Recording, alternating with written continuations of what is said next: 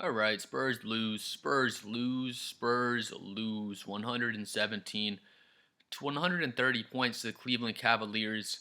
And yeah, we just got our ass whooped. We came out pretty well. If y'all see here, this is going to be your lead tracker. Up here, 10-point lead, 15-point lead, 20-point lead. This is the Spurs side. Down here is the Cleveland side. Of course, the Spurs are all the black. Cleveland is all the maroon. Maroon, red, whatever Cleveland's color is. But yeah, we got our ass whooped, and it was a good thing, to be honest. It's not good to lose any game. It always sucks to lose games, but we're about 22, 23 games into the season for most teams. We haven't lost to a bad team all season. Cleveland is not a bad team. They're obviously an elite team, but all season long, there hasn't been a game where we went out there and I was thinking, man, we were supposed to lose this game and we just blew it. We just lost to this mediocre team. Phoenix has beat us twice, but they just match up pretty well against us. Phoenix loves to move the ball, and they're a really good three-point shooting team, and we're really bad at three-point defense. Cleveland is a pretty good three-point shooting team as well, but that's not why we lost the game. We'll get into the reason why we really lost the game in a second and get into the player stats. We are missing Wemby, of course. We're still missing Castle. Cleveland's missing Jared Allen. Cleveland is missing Darius Garland as well. So it was a pretty fair matchup as far as how healthy both of the teams are. Yes, we are missing Wemby. We are missing our best player, where Cleveland has Donovan Mitchell, so they did have their best player out there. But if y'all watch Cleveland play, Darius Garland is their second or third best player. Probably Mobley, Garland, and Donovan Mitchell are definitely their three best players, just whatever order you would like to put them in. But if you watch Cleveland play quite a bit this season, last season, when Darius Garland is healthy, he just changes the entire pace for the Cleveland team. They play at a much higher pace. They get much higher quality offense. Almost like when we're missing De'Aaron Fox, you see how different our pace is. You see how different our offense is. We just get way higher quality offense with De'Aaron, and it's the same thing with Cleveland when they're missing Donovan, or rather when they're missing Darius Garland. So that's it. Those are the injuries both teams had. I never lose a game and then say, hey, if this guy wasn't injured, if that guy wasn't injured, we would have won the game. I just watch the guys we have out there and then just say they did this good, they did this bad, and just analyze the game for the players that are in there. But kind of the story of the season so far, we usually come out in the first and second quarter, and the lead tracker chart usually looks something like this. We come out with all of our young talent, and we just I guess, somewhat blitz teams. We didn't so much blitz Cleveland, but we are up 10 at this point. It's pretty much all black for the first half. You see this little bit of maroon right here where Cleveland got up maybe 3 points. I don't even remember that, to be honest with you, what happened for them to get up at that little point, but we're essentially up the entire first half, and then we get into the third quarter, and Cleveland just mauls us and destroys us. They get up 20 points. Of course, I'm still watching the game. I was thinking, this is not looking good. We're probably going to lose this game once they got up 20 points, and then we were able to cut it. If we see right here, we're able to cut it to maybe 12 points right there. So it was definitely 12. I remember now. We were down 12. We had cut the lead, and I was thinking, man, if we can knock down a 3, if we can cut it to 9, cut it to single digits, we can have somewhat of a chance. I never give up on the Spurs until the game is over, to be honest with you. But, Cleveland, they're at the point where we want to be as far as the chemistry of their team. You see, everyone's always in the right spot. The ball's just moving nice and crisply. They run things through Donovan Mitchell for the most part, but they get it to Evan Mobley. He can cook as well, and they just run a really really high quality level of offense, and they're just a really good team. And they're already very cohesive. Where with our team, we're still trying to integrate these newer pieces. Donovan's been in Cleveland. Is it 2 or 3 years now? Basically, the point is they've had much more time to integrate Donovan Mitchell and integrate their pieces all together than we have, where we're still trying to. He's looked great, but we're still trying to integrate De'Aaron Fox with our entire team. A lot of our players look great individually, Vassell and De'Aaron Fox and Harrison Barnes. Of course, when Wemby's out there, Dylan Harper. There's not many players I can look at and say this player is not playing well as an individual, but it's just our team chemistry, our ball movement that we're lacking. And Cleveland really took advantage of us in that aspect. And you could tell they were just a more experienced team with better chemistry. Their biggest lead is 20 points, and it came at a perfect time. They got up 20 right there, right before the fourth quarter started. And again, I didn't give up on the Spurs. I did think in my head, I was like, man, we're pretty much dead in the water, but I'm going to keep watching. We were able to cut the lead to 12 points, and, I was proud that we at least kept trying there. There were 7 lead changes, so it wasn't an insane back and forth game. It was more the Spurs. I don't think dominating is the word, but the Spurs being in control pretty much the whole first half, and then Cleveland goes on this ginormous run, and they pretty much controlled the entire second half there. Jalen Tyson was really impressive out there. Devin Vassell and Donovan both have the 28 points. We'll get into all the player stats in depth in a second here. I was going through these stats here, and I was just thinking, how do we lose the game so bad? When you go through these stats, it makes you think it should have been a closer game. Cleveland scores 130, we score 117. We lose by 13 points in the end, but we really got trashed in the second half. If you watch the game, we might as well felt like we lost by 25, to be honest. They have 10 more rebounds than us, 48 to 38. Not crazy. They were missing Jared Allen, so he would have helped them out even more with their rebounding. Then we were missing Victor Wembanyama as well. I'm pretty sure we're missing Luke Cornett as well. I'm going to double check, but yeah, we were, because Bismack Biyombo started the game. So us missing Luke Cornett, us missing Wemby, and we're trying to go with Bismack Biyombo and Kelly Olynyk. I mean, you're going to get out rebounded most of the time when that happens. We have 28 assists. Cleveland has 32, so that's not crazy either. We did a pretty good job moving the ball, but Cleveland just killed us in the paint, to be honest. With us missing Luke Cornett, with us missing Wemby, that would have helped us out, of course. We're missing our best player. We're missing the best defender in the league, and we're missing, would you call Luke Cornett one of the best rim protectors in the league? We'll say at least like a top 10. We're missing a very good rim protector and rebounder in Luke Cornett as well, so that hurt us. We have 9 steals. They have 10 steals. We have 3 blocks. They have 4 blocks. We have 14 turnovers. They have 14 turnovers. This is what I'm saying. I was looking at all these stats, and I was thinking, how wasn't it just like a really close game at the end of the game? And this is why it wasn't. We shoot 45% from the field. They shoot 58% from the field. So this is what I was talking about. If you were watching the game, you just see Cleveland's chemistry is just so much better than ours, just moving the ball. Again, on the assist numbers, we had 28, they had 32. They only had 4 more assists than we did, but they were just getting so many more opportunities to take quality shots, and we'll get into it in a second here, but we just got destroyed in the paint. We're about to get into it right now, but it was just horrible, and it wasn't even close in the paint battle. If we have Wemby, if we have Luke Cornett, or at least one of the two, we'd be able to at least kind of hold them back a little bit, but they destroyed us in the paint. We shoot 34% from the arc. They shoot 31%. That's one thing I was really proud of us about, because turnovers and three-point defense have been our 2 biggest problems all season long watching the games. We only have 14 turnovers. They have the same amount of turnovers, so we took pretty good care of the ball. 14 turnovers, it's not a ton of turnovers, but if you can force the other team to have 14 turnovers as well, I'll always take that wash when the turnovers equal out. Again, we held them to 31% from 3. That's really impressive. We did a great job defending the 3 ball, so I'm really proud of us for doing that. We shot 69% from the free throw. They shot 76%. It's not a huge difference, but in a close game, that could make the difference. But the game really wasn't close after after the third quarter ended. This is really the story of the game right here. We scored 44 points in the point. They scored 80 points in the paint. They scored pretty much twice as many points in the paint as we did. And again, we have a guy that would help with that. We have 2 guys that would help with that. We have a 7'2" dude in Luke Cornett. We have an 8'5" guy in Wembanyama. And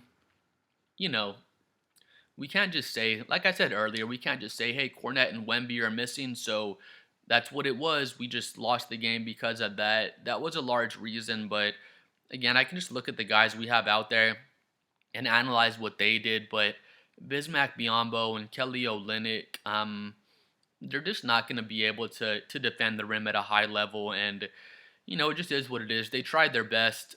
Carter Bryant got some decent minutes. Jeremy Sohan's out there playing power forward.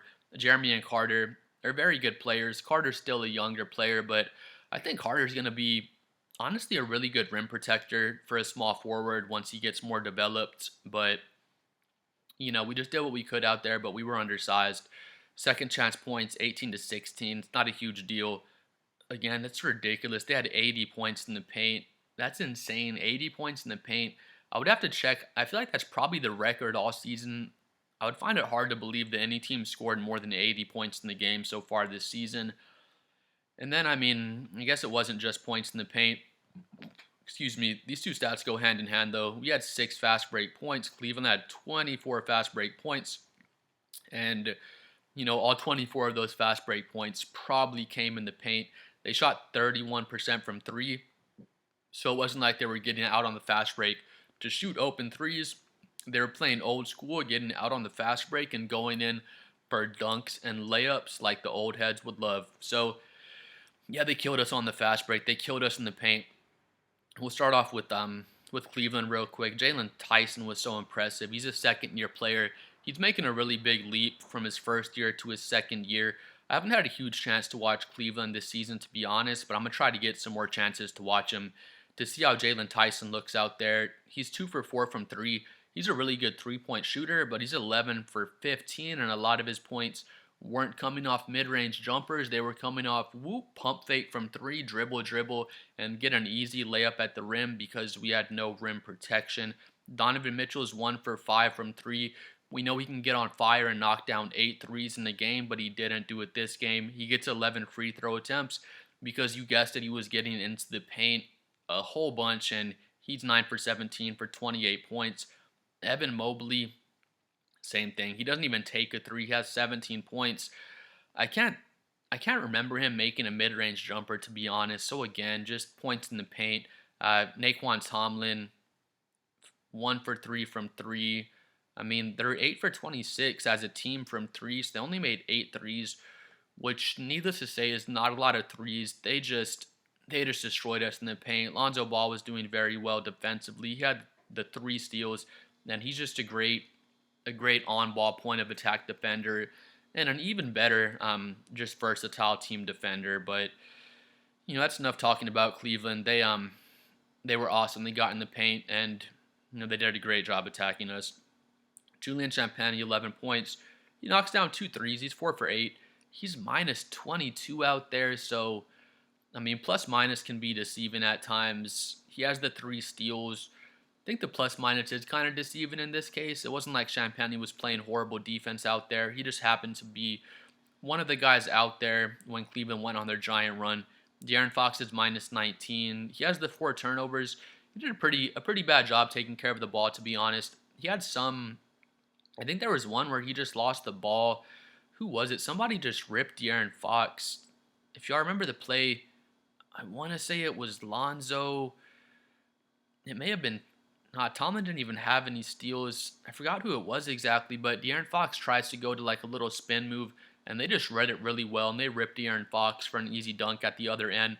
There was at least 2 other instances where De'Aaron Fox, it's really rare to see him do this, but he just dribbled himself into trouble. He dribbled, say he's getting double team, he dribbled like right into the double team instead of, splitting it or going left and getting around those defenders. I'm not going to say he had a horrible game. He had the 4 turnovers, and it was an uncharacteristic game for De'Aaron Fox. Again, he's minus 19. He's 9 for 19 from the field, so he's just under 50%. He takes the 6 free throws. Would have liked to see him be more aggressive and get to the free throw line more, but, De'Aaron Fox he's 6'3", 6'4", but he's a thinner guard. Once it's playoff time, I'm sure we'll see De'Aaron Fox being way more aggressive and attacking the rim and searching out contact more. But De'Aaron Fox knows it's a marathon of a regular season. We're going to need him to be healthy during the playoffs. And, he's just kind of coasting through the regular season, but still giving us some great production. De'Aaron's 3 ball was off. He had some turnovers. He does have the 9 assists, but, it wasn't De'Aaron Fox's fault that we lost the game. It was really just the entire team's fault. If I had to pick one reason why we lost the game, it would be our team defense.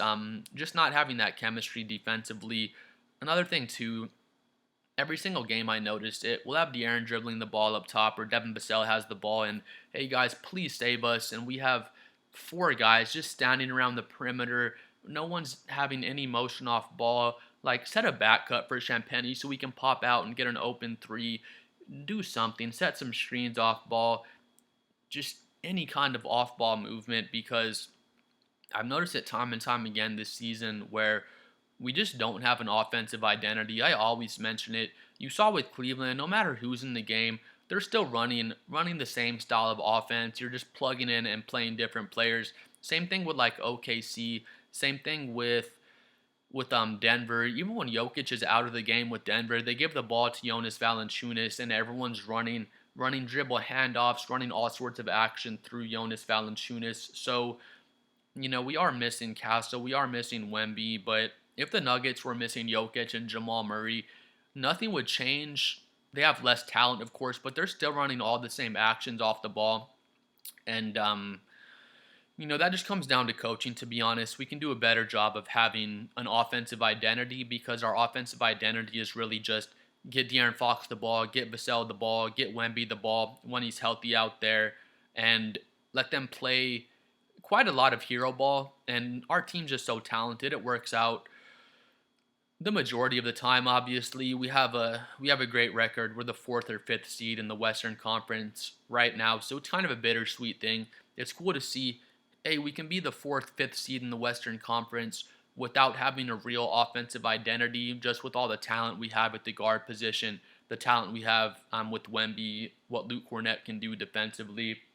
So it's cool from that point of view, just all the talent we have. But, if we had an offensive identity, we'd just be even better. Like, you see how OKC plays, and we don't have as much talent as OKC does, I don't think, but I don't think OKC or Denver just has a humongous amount more talent than we do. Which just, they plug their talent into the right places and they run a good offensive system no matter who's out there. I always compare us to the 2014 San Antonio Spurs team. It doesn't matter who's hurt, doesn't matter who's in the game. We're running pace and space. We're going to pass the ball around the perimeter a whole lot.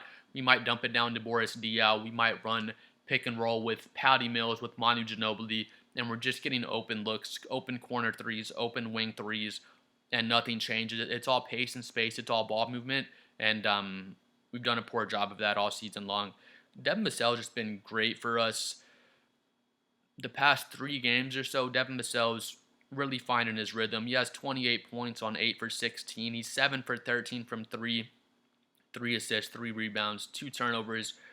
People would probably make the argument, Devin Vassell is on fire. He should have gotten more shots than De'Aaron Fox, and I have no problem with people saying that, but people that don't watch Spurs games, they'll watch the Devin Vassell highlights and say, Devin Vassell is a god. Devin Vassell should get 20-plus shots every single game. They should run the offense through Devin Vassell, and I don't completely disagree with you. Devin Vassell is an excellent offensive player. He's an amazing shooter, but he's more of an off-ball player.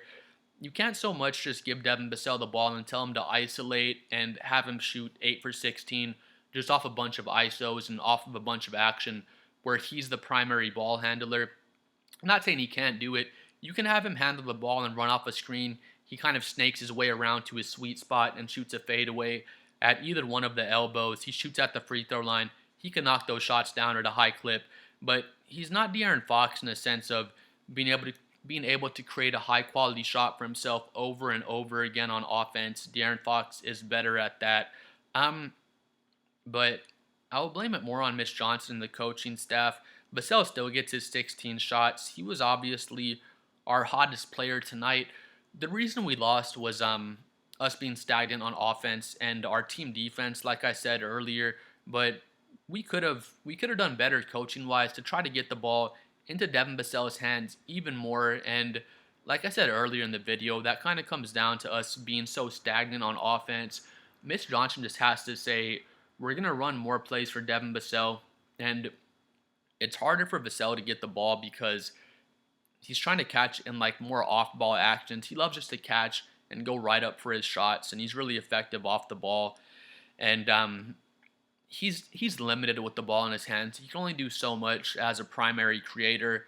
Where De'Aaron Fox is better as a primary creator, he can create quality shots for himself better than Devin Vassell with the ball in his hands. So when people say, hey, Spurs need to get the ball in Devin Vassell's hands more, just let Devin Vassell run the offense. I don't agree with that. He's not our best option to kind of run the offense. He's not a Donovan Mitchell, Kobe Bryant level. Of course, he's not Kobe Bryant, but you know what I mean? He's not a shot creator off the dribble where he can create himself just high quality offense over and over and over again off the dribble. He's more of an off-ball player. He's spectacular. I'm not saying he's not spectacular, but it comes down to coaching. Run Devin Vassell off some back screens, some down screens, get him coming off for some open looks off the ball. Set a double screen, let him run off of a double screen and catch an open look at the top of the key. It's hard to say. We're not using Devin Vassell in a bad way. We've been using him very well all season long, but there's always more room for improvement for our coaching staff. Harrison Barnes, he has 7 points. He's 3 for 7. It's all good. Harrison Barnes has been playing spectacular for us all season, and we can't expect him to score 25 points every game. I always say with Julian Champagnie, Harrison Barnes, and Keldon Johnson, we just need like one of you guys to score 20 points every 3 or 4 games. Then the other 2 guys are probably going to have 10, 12 points each. Basically it's rarely gonna happen where Champagnie, Harrison Barnes, and Keldon Johnson all have an off game, all 3 of them in one game. Pretty much usually 1 or 2 of them are gonna be able to score 15 plus points on efficient shooting. Then some nights all 3 of them are gonna be able to do it. I wouldn't say all 3 of them had an off game. Keldon has 14 points on 5 for 10, 7 rebounds, 2 turnovers, 1 steal, 2 blocks.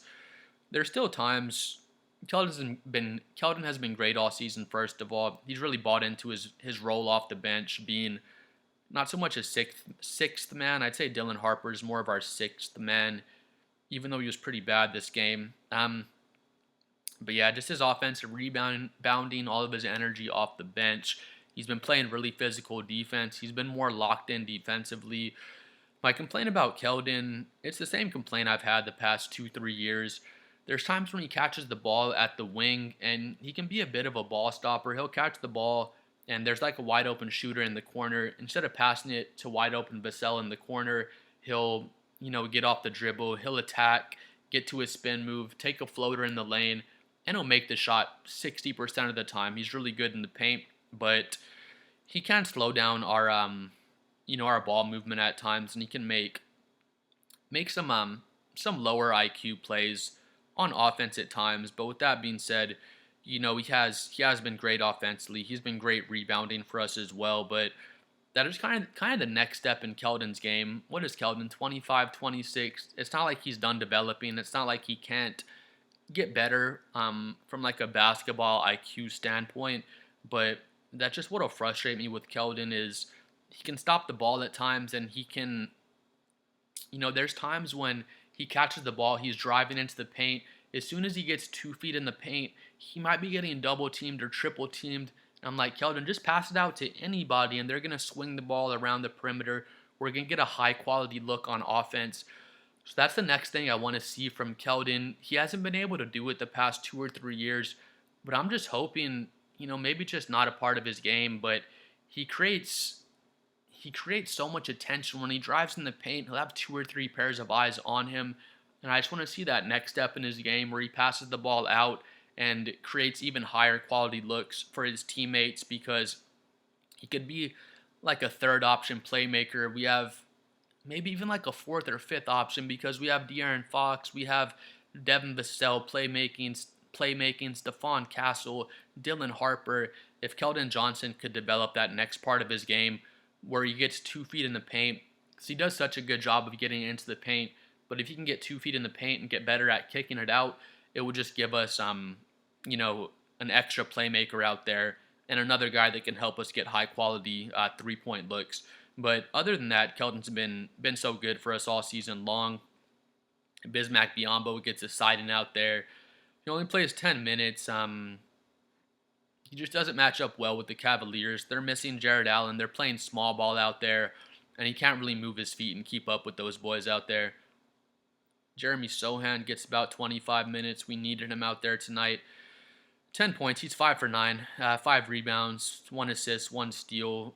This is a good game for Jeremy Sohan to play. The Cavaliers like to play small ball, and he had a decent game out there. His 3 ball confuses me at times because there's times when it looks really smooth. There's no hitch in his 3-point shot.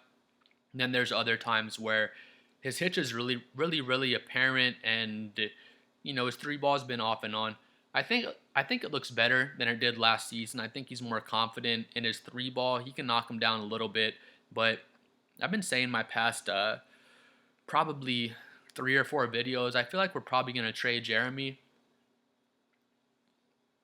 just because we didn't extend him. And then, I mean, we play him like strangely out there. Mitch Johnson doesn't really slot him into the offense too well. So I'm not saying I want us to trade Sohan. I love Jeremy Sohan, but if a package comes together and we can get Giannis, I don't think Giannis would be the greatest fit for our team, but if we can get like a Lauri Markkanen or like Trey Murphy the third, or I don't know, one of those like 3 and D small forwards, I think Jeremy could possibly be a part of that package, but we'll see what happens once we get there. I love Dylan Harper. Dylan Harper's becoming one of my favorite Spurs. I love him more and more every game. He was horrible out there. He was atrocious. We'll just say what it is. He was 1 for 11, missing all of his shots at the rim. He was getting to the rim, just couldn't hit his shots at the rim. He shoots 5 3 balls. He doesn't make one of the threes, and I have no problem with it. Get those 3-point shots up, Dylan. His his shot doesn't look horrible, I guess, but it's not very efficient. I'm sure he's working on his 3 ball. I think he'll be a fair 3-point shooter as time goes on, but that's just one part of his game he's developing. Cleveland's a veteran team. They know what Dylan Harper's about. They do a good job scouting players. They're very well coached, and they said, all right, this dude Dylan Harper is absolutely cold at getting into the paint and finishing in the paint. We're just going to sag off and say, shoot 5 threes and we'll see what happens, Dylan. And we saw what happened. He couldn't make 1 3.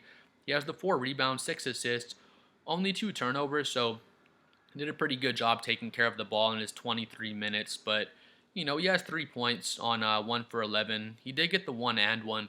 I can't even remember what play it was, to be honest with you. I love Dylan Harper, but he was absolutely horrible. I love the Spurs, but if you play horrible, I'm going to say you played horrible, and he played horrible, and I still love Dylan Harper so much. He's going to be just fine out there. We get our David Jones-Garcia side in. He's 3 for 5, 2 for 3 from 3. He's -2, but, the plus-minus was kind of weird in this game. He has 4 assists. He only plays 10 minutes. I mean, I feel like we could have used his minutes a little more out there, but it's just weird. He's kind of an undersized guard. He's 6'4", and we have so much depth at the guard position. It's kind of hard for us to find minutes for David Jones-Garcia. I'd like to see us find him some minutes out there, and then probably use him as a trade asset. I like David Jones a lot, but I don't really see us having a spot for him on the team, just with how deep we are at the guard position. My bad, you guys. We're loading back up here. Yeah, I mean, I feel like David Jones-Garcia would probably be more of a trade piece as time goes on, but we'll see if we're able to play him some more minutes and just kind of raise up his trade value, because I don't think we really have a spot for him with all of our guard depth. Lindy Waters, he's a good 3-point shooter. I feel like he'd probably be another trade piece if we can get him some more minutes out there. Kelly Olynyk gets deciding. I feel like we can use Kelly Olynyk better. He's a really good playmaker, but he's just not a good defender, and that's more what we needed this game. So, he has 1 point, he has 1 rebound, only plays 6 minutes, and he was just ineffective out there. It's not a good matchup for him. Carter Bryant has 9 minutes, 2 points. He's 1 for 4. He's 0 for 1 from 3.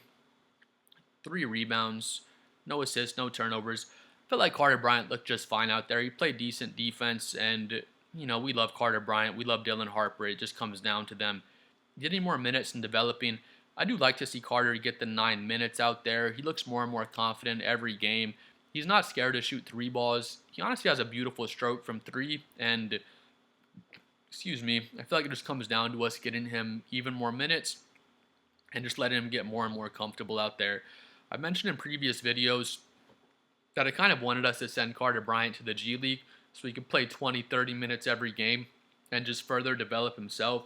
But that was when Mitch Johnson was playing him maybe 3 or 4 minutes in the NBA. But I feel like Mitch is doing a pretty good job of kind of wiggling Carter Bryant in there, letting him get some minutes because he started off getting like 2, 3, 4 minutes.